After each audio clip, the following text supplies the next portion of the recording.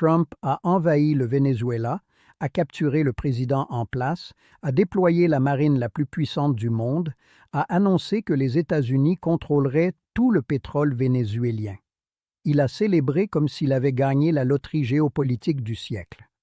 Et pendant que Washington célébrait, Vladimir Poutine s'est assis au Kremlin avec un sourire que seuls ont les hommes qui savent quelque chose que leur adversaire ignore.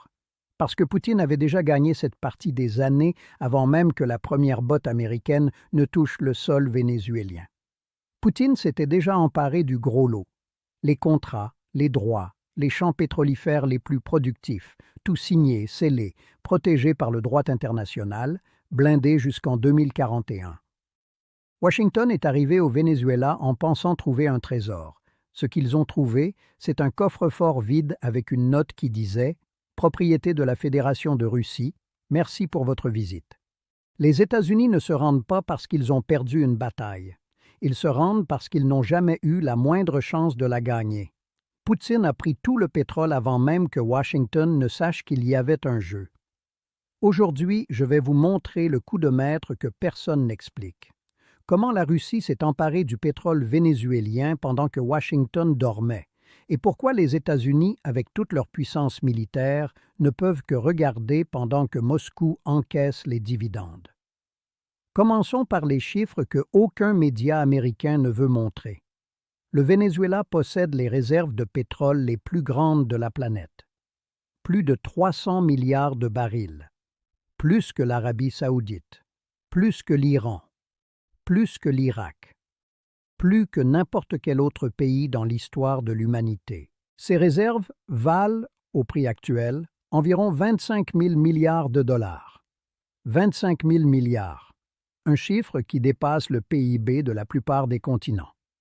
Et voici la partie que Washington ne veut pas que vous sachiez. Quelques semaines avant l'intervention américaine, le Parlement vénézuélien a approuvé une prorogation de 15 ans pour les coentreprises pétrolières avec des partenaires étrangers. 15 ans. Jusqu'en 2041. Les champs pétrolifères les plus productifs de la côte occidentale, ceux qui génèrent l'essentiel de la production nationale, sont restés sous contrôle de consortiums liés à Moscou pour presque 2 décennies supplémentaires. Production garantie, droits assurés, contrats blindés par le droit international. Poutine n'a pas eu besoin d'un seul soldat. Il n'a pas tiré une seule balle. Il a simplement signé des papiers pendant que Washington lançait des menaces vides. Et ce n'est que le début. Les entreprises russes ont hérité de tous les actifs pétroliers au Venezuela après que Washington a imposé ses premières sanctions. Elles contrôlent des participations dans les principales coentreprises avec la Compagnie pétrolière nationale, toutes produisant du brut. Pendant que nous parlons, quand les États-Unis ont annoncé qu'ils prendraient le contrôle du pétrole vénézuélien, la réponse russe a été immédiate et dévastatrice. Un communiqué officiel déclarant que tous ces actifs sont propriété de l'État russe en conformité avec les lois du Venezuela, le droit international et les accords bilatéraux entre les deux pays. Traduction. Ceci est à nous. C'est signé. Et il n'y a rien que vous puissiez faire.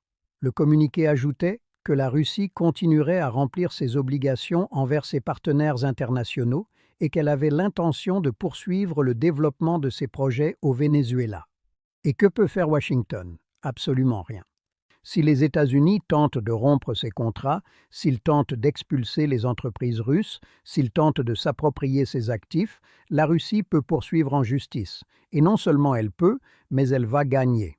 Selon les experts en droit international, si les contrats sont rompus, les entreprises lésées entameront ce qu'on appelle un arbitrage d'investissement. Les sentences iront contre le Venezuela. Mais le problème, c'est que l'argent du pétrole se trouve maintenant sur des comptes du Trésor américain. C'est un nœud juridique impossible à dénouer. Les États-Unis ont pris le Venezuela, mais ils ne peuvent pas toucher au pétrole russe. Ils ont le pays, mais ils n'ont pas le prix. Ils ont gagné la bataille, mais ils ont perdu la guerre avant même qu'elle ne commence. Maintenant, laissez-moi vous montrer ce qui se passe sur le terrain. Parce que la réalité est encore plus humiliante pour Washington. La flotte fantôme. C'est comme ça qu'on appelle les pétroliers qui transportent du brut en contournant les sanctions occidentales. Des centaines de navires naviguant sous pavillon de complaisance, transportant du pétrole vers la Chine, l'Inde et le Brésil. Les États-Unis ont tenté d'arrêter plusieurs de ces navires. La garde côtière américaine les a poursuivis dans l'Atlantique pendant des semaines, une chasse digne d'un film. Et qu'est-ce qui s'est passé? Les équipages ont peint des drapeaux russes sur les coques. Ils ont contacté les autorités par radio en s'identifiant comme navires de nationalité russe. Et Moscou a envoyé des sous-marins et d'autres actifs navals pour les escorter. Poutine a envoyé des sous-marins nucléaires pour protéger des pétroliers. C'est ce qu'il est prêt à faire pour son pétrole. Washington a fini par saisir quelques navires. Oui, mais seulement après que la Russie a condamné publiquement ces actions comme illégales selon la Convention des Nations Unies sur le droit de la mer. Le ministère des Transports russe a déclaré qu'aucun État n'a le droit d'utiliser la force contre des navires dûment enregistrés dans les juridictions d'autres nations. L'ironie est brutale. Les États-Unis n'ont même pas signé cette convention. Mais maintenant, la Russie l'utilise comme bouclier juridique pendant que Washington apparaît comme le pays qui viole le droit international qu'il prétend défendre. Et pendant que les Américains célébraient de la saisie de quelques navires, des centaines d'autres continuaient de naviguer. La flotte fantôme russe déplace des millions de barils chaque mois. Quelques navires capturés ne changent rien. C'est comme se vanter d'avoir attrapé une fourmi pendant que la fourmilière continue de fonctionner. Washington a invité les plus grandes compagnies pétrolières américaines à la Maison-Blanche. On leur a promis des conditions exceptionnelles, 100 milliards de dollars en investissement. On leur a dit que le Venezuela serait le nouvel Eldorado du pétrole américain. La réponse des pétrolières? Le directeur général de la plus grande compagnie pétrolière des États-Unis a déclaré publiquement « Si nous regardons les structures commerciales et les cadres juridiques existants actuellement au Venezuela, aujourd'hui, ce n'est pas viable d'investir là-bas. Ce n'est pas viable. Les propres entreprises américaines disent qu'elles ne peuvent pas entrer, que les contrats russes et chinois bloquent l'accès, que le cadre légal est un marécage impossible à naviguer. Pendant ce temps, la Russie continue de pomper, continue d'exporter, continue d'encaisser.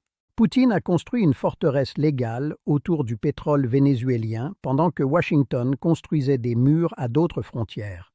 L'un jouait aux échecs géopolitiques, l'autre jouait aux menaces vides sur les réseaux sociaux. Et l'ironie la plus délicieuse? Washington le sait. Ils le savent tellement qu'ils ont dû inviter la Russie et la Chine à acheter le pétrole vénézuélien qu'ils prétendent contrôler. Écoutez bien les mots exacts prononcés par le président américain. La Chine peut nous acheter tout le pétrole qu'elle veut. La Russie peut obtenir de nous tout le pétrole dont elle a besoin. Nous acheter. Obtenir de nous. Washington est en train d'offrir de vendre du pétrole vénézuélien aux mêmes pays qui ont déjà des contrats pour l'extraire directement. C'est comme voler une voiture et ensuite offrir au propriétaire original de te la racheter. Poutine n'a pas besoin d'acheter quoi que ce soit aux États-Unis. Poutine a déjà les droits d'extraction. Poutine a déjà les contrats signés. Poutine a déjà le pétrole qui coule vers ses coffres.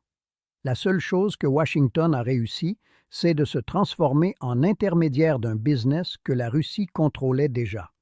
Laissez-moi vous peindre 3 scènes qui illustrent cette humiliation géopolitique. Première scène, le Kremlin.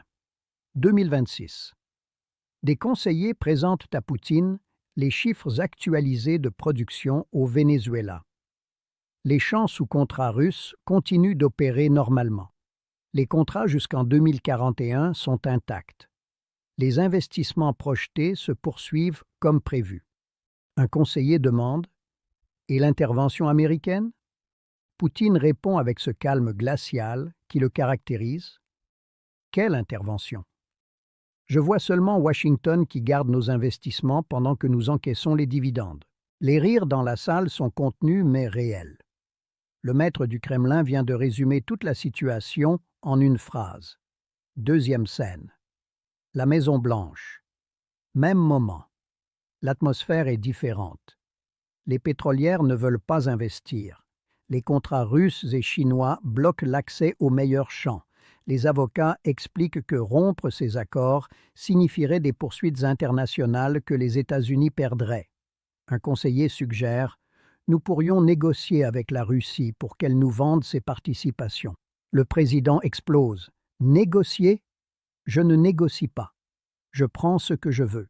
Mais il ne peut rien prendre. Tout est signé, tout est protégé.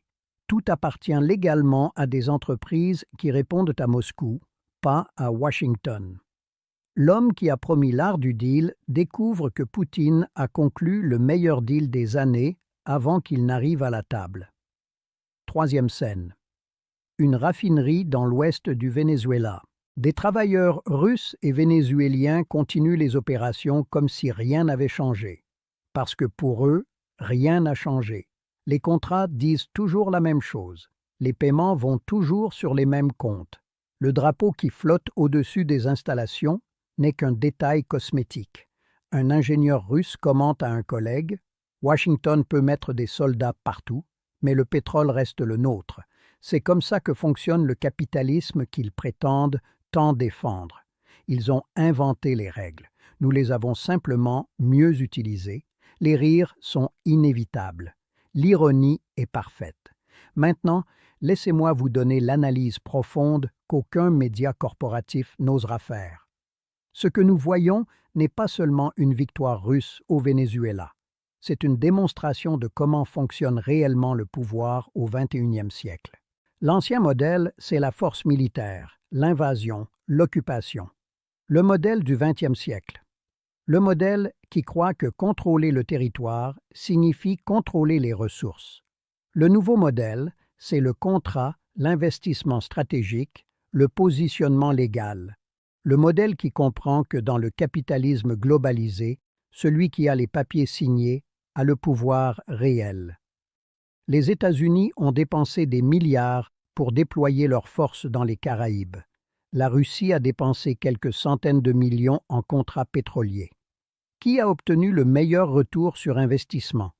Poutine a assuré l'accès au pétrole vénézuélien jusqu'en 2041 en payant une fraction de ce que Washington a dépensé en une seule semaine d'opération militaire. Et voici la partie qui devrait vraiment inquiéter les stratèges occidentaux. Ce n'est pas seulement le Venezuela. C'est un modèle que la Russie réplique dans le monde entier. En Afrique, des entreprises russes ont des contrats d'extraction dans des dizaines de pays. En Asie centrale, les gazoducs russes dominent le transport d'énergie. Au Moyen-Orient, la Russie est maintenant un acteur clé grâce à des accords stratégiques avec les plus grands producteurs. Poutine a compris quelque chose que Washington ne comprendra jamais. Au XXIe siècle, ce n'est pas celui qui a le plus de chars qui gagne. C'est celui qui a le plus de contrats. Les États-Unis peuvent envahir n'importe quel pays du monde. Mais si les entreprises russes et chinoises ont déjà les droits d'extraction signés, l'invasion ne sert à rien. C'est comme conquérir une maison dont l'hypothèque appartient à une autre banque. Et le problème pour Washington, c'est qu'ils ne peuvent pas changer les règles du jeu. Le même capitalisme que les États-Unis ont imposé au monde pendant des décennies protège maintenant les investissements russes au Venezuela.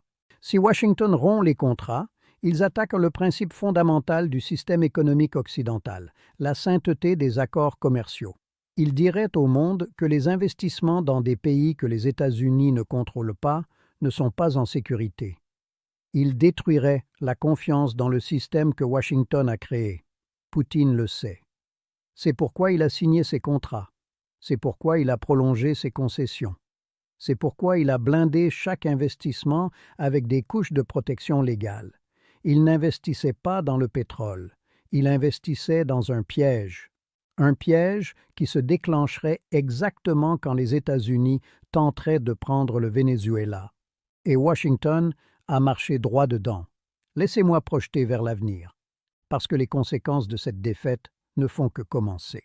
Les pétrolières américaines n'investiront pas au Venezuela tant que les contrats russes et chinois resteront en vigueur. C'est trop de risques légaux, trop d'incertitudes, trop d'années de litiges potentiels. Cela signifie que la promesse de revitaliser l'industrie pétrolière vénézuélienne avec 100 milliards de dollars est une fantaisie. Les entreprises qui ont le savoir-faire technique et le capital n'entreront pas dans un champ de mines légal. Pendant ce temps, la Russie continuera d'extraire, continuera d'exporter, continuera d'encaisser. Dans 15 ans, quand les contrats russes expireront enfin, Poutine ou son successeur aura extrait des centaines de millions de barils, aura récupéré son investissement multiplié par 100, aura démontré que le pouvoir réel ne vient pas des porte-avions mais des avocats d'affaires. Et Washington sera une note de bas de page dans l'histoire de comment les États-Unis ont gagné une invasion et perdu le pétrole. La Chine est aussi en position similaire. Ses investissements au Venezuela totalisent plus de 30 milliards de dollars. Ces contrats sont tout aussi protégés. Le porte-parole du ministère des Affaires étrangères chinois a déjà déclaré que ses intérêts continueront d'être protégés conformément à la loi, indépendamment des changements dans la situation interne du Venezuela. Indépendamment des changements. Cette phrase dit tout. Peu importe qui gouverne le Venezuela, peu importe s'il y a intervention ou pas, les contrats sont les contrats. Et les contrats disent Chine et Russie. Washington peut menacer ce qu'il veut. Il peut envahir ce qu'il veut. Mais le pétrole a déjà un propriétaire. Et ce propriétaire n'est pas les États-Unis. C'est la leçon la plus importante du Venezuela. La leçon qu'aucun politicien américain ne veut admettre. L'empire du XXIe siècle ne se construit pas avec des soldats. Il se construit avec des contrats. Il ne se défend pas avec des porte-avions. Il se défend avec des avocats internationaux. Poutine a compris cela il y a des décennies. Pendant que les États-Unis dépensaient des milliers de milliards en guerre en Irak et en Afghanistan, la Russie investissait des millions en contrats pétroliers autour du monde. Et voici le chiffre qui devrait terrifier Washington. 40% du budget fédéral russe dépend des exportations d'énergie. Mais ce n'est pas une faiblesse, c'est une force. Parce que cela signifie que Poutine a construit toute sa stratégie géopolitique autour de quelque chose dont le monde a désespérément besoin. Certains à Washington ont proposé des tarifs allant jusqu'à 500% pour les pays qui importent de l'énergie russe. L'idée était de forcer la Chine, l'Inde et le Brésil à cesser d'acheter du pétrole de Moscou. Mais ces pays représentent presque un tiers de la demande mondiale.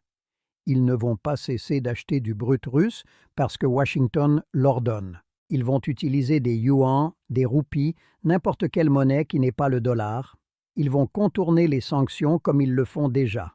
La Russie produit 11 millions de barils par jour. C'est le deuxième producteur mondial.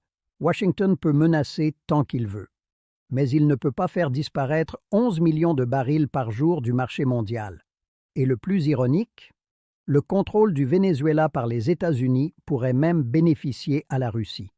Si le pétrole vénézuélien revient sur le marché en grande quantité, les prix baisseront.